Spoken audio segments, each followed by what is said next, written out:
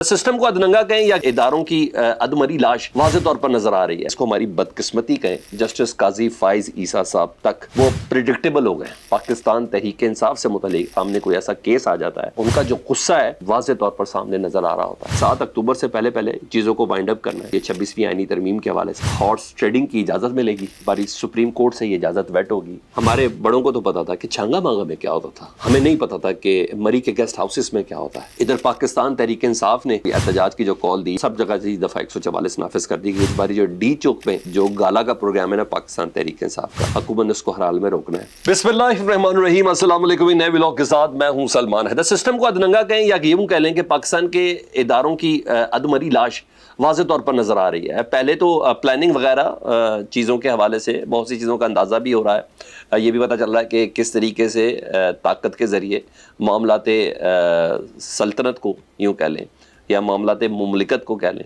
ان کو اپنی مرضی سے موڑا جا رہا ہے. لیکن اب حد تو یہ ہے کہ یہ معاملہ سپریم کورٹ میں اس حد تک سرایت کر گیا ہے, بلکہ اس کو ہماری بدقسمتی کہیں کہ ہمارے chief justice of Pakistan justice قاضی فائز عیسیٰ صاحب تک وہ پریڈکٹیبل ہو گئے. یعنی ان سے متعلق اندازہ لگانا مشکل رہا نہیں. اور اسپیشلی جو مخصوص جماعت ہے پاکستان تحریک انصاف سے متعلق, اگر ان کے سامنے کوئی ایسا کیس آ جاتا ہے یا سماعت کے لیے ان کے سامنے آتا ہے, تو ان کی جو ٹون اور ان کا جو اگریشن ہے اور ان کا جو غصہ ہے, جتنے بھی کورٹ رپورٹرز ہیں وہ تمام کہتے ہیں کہ واضح طور پر سامنے نظر آ رہا ہوتا ہے. لگ رہا ہوتا ہے کہ کچھ معاملہ پرسنل یا معاملہ بہت ہی زیادہ گائیڈڈ ہے. اور اس بار بھی ایسا ہی ہے. آپ کو پتہ ہے معاملات کہیں نہ کہیں پاکستان تحریک انصاف کے خلاف سجانے کے حوالے سے تیار ہو رہے ہیں. جو یہ کہا جا رہا ہے, چاہے اس کے کہ 6 مہینے نہیں, سال نہیں, 2 سال بعد یہ جو معاملات جس طرف لے کے جا رہے ہیں, اس سے ملک کمزور ہوگا اور واضح طور پر کبھی نہ کبھی تو یہ ٹیبل سٹرن ہونی ہے. اس بار تو قاضی صاحب کی نیت اور خاصہ دونوں واضح طور پر نظر آ رہے ہیں. سارا معاملہ میں نے بولا کہ پریڈکٹیبل ہو گیا. میرے اور آپ کے لیے اب اندازہ لگانا مشکل نہیں. اسی طرح جس طرح ایک زمانے میں عمر عطا بندیال صاحب تھے چیف جسٹس سپریم کورٹ, ان سے متعلق اندازہ لگانا مشکل نہیں تھا کہ وہ کس قسم کے بینچز تشکیل دیتے ہیں, وہ کون سے کیسز سماعت کے لیے مقرر کرتے ہیں. ایون ان کا تو صرف یہ کہنا کہ نائس ٹو میٹ یو, وہی اتنا بڑا زیادہ میٹر کر جاتا تھا. لیکن جب عمر عطا بندیال صاحب سے متعلق جب یہ فیصلہ آیا, جب انہوں نے یہ فیصلہ دیا عدم اعتماد کے حوالے سے کہ جو ہماری قومی اسمبلی ہے اس کے قاسم سوری صاحب کی جو ورڈنگ ہے نا, اگر چاہے نئی حکومت یا ریاست تو وہ 63A کی کاروائی کے حوالے سے درخواست دے سکتی ہے. تو پتہ چل گیا کہ جناب ان کا جو زور زبردستی ان کی دلیری والا معاملہ ہے نا, وہ بہت حد تک معدوم ہو چکا ہے. لیکن یہاں معاملہ بہت زیادہ ہے, کھلم کھلا. جی ہاں, چیف جسٹس قاضی فائز صاحب کی طرف سے نا کچھ معاملات شروع ہو گئے.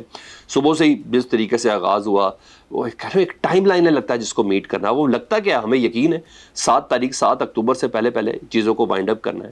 اور اسپیشلی یہ 26ویں آئینی ترمیم کے حوالے سے جس کے لیے ساری سٹیج بنتی بھی نظر آ رہی ہے. اور صبح انہوں نے 9 بجے اجلاس بلا لیا جی, پریکٹس اینڈ پروسیجرل کمیٹی کا جی. اور اس کمیٹی کی مزے کی بات یہ کہ جسٹس منصور علی شاہ صاحب بھی موجود نہیں تھے. پھر عدالت میں انہوں نے بتایا کہ سر کمیٹی کے جو منٹس آئے کیے اس کی میں بھی آپ کو ڈیٹیل بتاتا ہوں. لیکن یہ کہا گیا پریکٹس اینڈ پروسیجرل کمیٹی کے لیے نوک کیا گیا تھا دروازہ, ان کا تو وہ اندر موجود نہیں تھے. تو اسٹاف نے کہا کہ جناب وہ تو اس کمیٹی کے اندر شامل نہیں ہوں گے. اور بینچ میں پھر انہوں نے کیا کیا, اپنا ہم خیال جج شامل کیا. ہم خیال جج بھی کوئی عام جج نہیں ہے نا, جسٹس نعیم افغان صاحب ہیں جنہوں نے سپریم کورٹ کے اکثریتی فیصلے سے متعلق یعنی مخصوص نشستوں کے فیصلوں سے متعلق یہ لکھ کے دیا ہے اپنے اختلافی نوٹ پہ کہ الیکشن کمیشن چاہے تو اس فیصلے پر عمل نہ کرے. الیکشن کمیشن کو اگر ایسا لگتا ہے کہ یہ آئین کی خلاف ورزی ہے, پاکستان کے قانون کی خلاف ورزی, تو اس پہ عمل نہ کرے. اور ان کے ہی ورڈکٹس کی بنا پر پھر آپ کو پتہ ہے کس طریقے سے ایکٹ آیا, کس طریقے سے آرڈیننس آیا, کس طریقے سے یہ تقاریر وغیرہ سامنے شروع ہو گئی. یعنی اکثریتی فیصلہ ان 2 ججز میں, جس میں جسٹس نعیم افغان شامل تھے, تو اس پہ ہے جس پر منصور علی شاہ صاحب پہلے کہہ چکے ہیں کہ اس شخص کی جو کمنٹ ہے, جو فیصلہ ہے اختلافی نوٹ, اس اختلافی نوٹ میں انہوں نے باقاعدہ طور پر آئین کی خلاف ورزی کی ہے, قانون کی خلاف ورزی کی ہے. انہیں پرووک کیا کسی ادارے کو کہ آپ آئین اور قانون کے خلاف چلیں, سپریم کورٹ کے فیصلے کے خلاف چلیں. اس کی اپنی جگہ پہ کوئی نظیر نہیں ملتی. تو ان جسٹس نعیم افغان صاحب جن کو آپ کہتے ہوئے مجھے بھی میں نے کہا جب ہر چیز پریڈکٹیبل ہے تو میں بھی آپ کے سامنے پریڈکٹ کر دیتا ہوں کہ کوئی آر نہیں ہے کہ وہ چیف جسٹس قاضی فائز صاحب کے ہم خیال تصور کیے جاتے ہیں. تو جو منٹ شائع ہوئے سر اس سے بھی ذرا اندازہ لگائیں. انہوں نے کہا کہ منٹ میں ہوا کہ 63A کی نظر ثانی کی درخواست تھی. 5 رکنی لارجر بینچ ہم نے تشکیل دیا ہے اور جسٹس منیب اختر صاحب نے اپنے بینچ کے لیے بیٹھنے کے حوالے سے جو وجوہات تھی اس میں دستیابی کا اظہار کیا ہے اور وجوہات انہوں نے بڑی سالڈ دیں. کل 2 عدد انہوں نے خط بھی لکھے. تو آج 9 بجے ہم نے پریکٹس اینڈ پروسیجر کمیٹی کا اجلاس بلایا اور جسٹس منصور علی شاہ کے سٹاف سے رابطہ کیا تو انہوں نے کہا کہ جی وہ اٹینڈ نہیں کر سکتے اور کمیٹی میں شامل ہونے سے انکار کر دیا. اس لیے ہم نے جسٹس نعیم افغان صاحب کو شامل کر لیا. مطلب ایک بندہ غیر حاضر ہے جی اور اس کی غیر حاضری میں 2 بندوں کا اجلاس, وہ بھی جسٹس ابیر الدین اور جسٹس قاضی فائز صاحب. یہ بھی اب خیال انہوں نے کہا لو جی یہ یوں کرنا ہے تو ہم اس کو یوں کر دیتے ہیں. تو اب دیکھیں تنازع تو ہے اور بہت کچھ چیزیں اس میں سامنے بھی آئیں گی, لیکن جو سماعت ہوئی ہے اس سے مجھے کہنے میں کوئی آر نہیں ہے. میں اس کا فیصلہ تک آپ کے ساتھ شیئر کر سکتا ہوں. میں بھی پاسبل کل کی تاریخ میں یہ فیصلہ آ جائے, میں بھی پاسبل شاید ایک آدھا دن لے لیا جائے کیونکہ 7 تاریخ سے پہلے ترمیم والے معاملے کو رکھنا ہے, کیونکہ جو شنگھائی تعاون تنظیم کا اجلاس ہے اس سے پہلے کوئی ہنگامہ پارلیمنٹ کے اندر نہ ہو, افورڈ نہیں کر سکتا. چین کی سربراہ پاکستان میں آ رہے ہیں, ان سے پہلے نہیں افورڈ کیا جا سکتا. تو یہ ایک ٹائم لائن ہے جس کو میٹ کیا گیا گا. اور پھر قاضی صاحب کی 25 تاریخ کو آپ کو پتہ ہے کہا جاتا ہے کہ ان کی ریٹائرمنٹ ہے, لیکن ان تمام حرکات و سکنات سے کسی کو یقین نہیں. کہا نا بہت سی چیزیں معاملات پریڈکٹیبل ہو گئے. تو فیصلہ یہی ہے کہ ہارس ٹریڈنگ کی اجازت ملے گی اور اس باری سپریم کورٹ سے یہ اجازت ویٹ ہوگی. پاکستان میں کوئی بھی شخص اپنی سیاسی جماعت کے فیصلے سے ہٹ کر اپنی وفاداری کو تبدیل کر سکتا ہے. اور وہی ایک بار پھر سے آپ کو مجھے یاد دلا جائے گا کہ چھانگا مانگا ہماری نئی نسل کو نہیں پتا تھا نا, ہمارے بڑوں کو تو پتا تھا کہ چھانگا مانگا میں کیا ہوتا تھا. ہمیں نہیں پتا تھا کہ مری کے گیسٹ ہاؤسز میں کیا ہوتا ہے. ہمیں نہیں پتا تھا کہ پنجاب ہاؤس میں کیا ہوتا ہے. ہمیں نہیں پتا تھا کہ کس طرح لوگوں کو رگیت کے 5 اسٹار ہوٹلز کے کمروں کے اندر جا کے چھپا دیا جاتا ہے, ان سے موبائل ڈیوائسز تک لے لی جاتی ہیں. ایسے نہیں بیرسٹر گور صاحب کہہ رہے ہیں کہ چند ایک ایسے ہمارے MNAs ہیں جن سے ہمارا خود بھی رابطہ نہیں ہے. تو چیزیں اس حد تک میں نے بولا سڑاند آ رہی ہے اس سسٹم سے, اور وہ کہتے ہیں ادمری لاش جسے آپ کہہ رہے ہیں, اور ہمیں موقع دیا جا رہا ہے کہ اس ادمری لاش کو دیکھیں کہ کیا ہونا. تو فیصلہ اسی طرح کا میں نے کہا پریڈکشن ہر کوئی کر سکتا تو ہم بھی کر لیتے ہیں بھائی. اس فیصلہ یہ والا ہے جی, ہارس ٹریڈنگ کی اجازت ہوگی. کم از کم ووٹ کاؤنٹ کرنے کا ہونا ہے, چاہے اس کے کہ ڈی سیٹ ضرور ہو سکتا ہے وہ رکن, لیکن وہ ووٹ ضرور دے سکتا ہے. اور ووٹ ان 7 8 10 افراد کی سٹوریج ہے جو موجودہ سسٹم جن کو پاکستان تحریک انصاف کے وہ سپورٹ یا حمایت یافتہ امیدوار ہے کہ بھائی آپ لوگ ایسا کریں, آپ ووٹ دیں, آپ کا ووٹ کاؤنٹ ہوگا. ہاں ڈی سیٹ ہو جائیں گے تو آج کل کے سسٹم میں اتنا مشکل تو ہے ہی نہیں کہ دوبارہ سے ضمنی انتخابات میں آپ کو کروا دیا جائے. آج کل تو کوئی ایسا مشکل ہے بھی نہیں, کیونکہ تو اب ماشاءاللہ ججز بھی جو ٹریبونل کے جو ہیڈ ہے وہ بھی ریٹائرڈ ججز ہو سکتے ہیں. الیکشن کمیشنر کی تمام باتیں تسلیم کریں گے. ہر طریقے سے ایک چیز بڑی کیلکولیٹڈ وے میں آتی ہوئی سامنے نظر آ رہی ہے. تو یہاں یہ چیزیں ہیں. ہاں ادھر پاکستان تحریک انصاف نے جو کل احتجاج کی جو کال دی اور عمران خان صاحب نے اس کو چوتھے شہر باولپور تک بھی لے گئے, ملتان تھا, فیصل آباد تھا اور میاں والی تھا, تو سب جگہ جی دفعہ 144 نافذ کر دی گئی. 4 سے زائد بندے نہیں اکٹھے کر سکتے, جلسہ نہیں ہو سکتا, ریلی نہیں ہو سکتی, کہیں احتجاج نہیں ہو سکتا. یعنی 7 اکتوبر تک اس کو رکھا گیا. تو وہ جو عمران خان صاحب کی فائنل کال تھی نا, اور اس فائنل کال جو ڈی چوک والی تھی, اس فائنل کال کے لیے میرا خیال ہے ایک بار پھر سے حکومت خود ایندھن فراہم کری, لیکن وہ یہ بھی بتا رہی ہے کہ احتجاج کسی طور پر منظور نہیں ہے. لیکن یہ میں آپ کو بتا دوں, میرے پاس یہ خبر ہے کہ پاکستان تحریک انصاف کے ضلعی آج ہوئے ہیں 2 MPs گرفتار, اور جتنے بھی ضلعی عہدیدار ہیں یا صدور ہیں اور جن کی لسٹیں باقاعدہ طور پر فراہم کر دی گئی ہیں, ان کے خلاف کریک ڈاؤن کا آغاز ہو جائے گا. کیونکہ اس باری جو ڈی چوک میں جو گالا کا پروگرام ہے نا پاکستان تحریک انصاف کا, تو حکومت نے اس کو ہر حال میں روکنا ہے, اور حکومت اس کو نتھی کرے گی 2013 سے کہ چینی وزیر اعظم کے آنے سے پہلے پاکستان تحریک انصاف نے 126 دن دھرنا دے دیا, تو یہ ہو گیا. تو بہرحال اس سلسلے میں ایک اہم ترین میٹنگ بھی ہوئی ہے عمران خان صاحب کی علی امین گنڈا پور صاحب سے.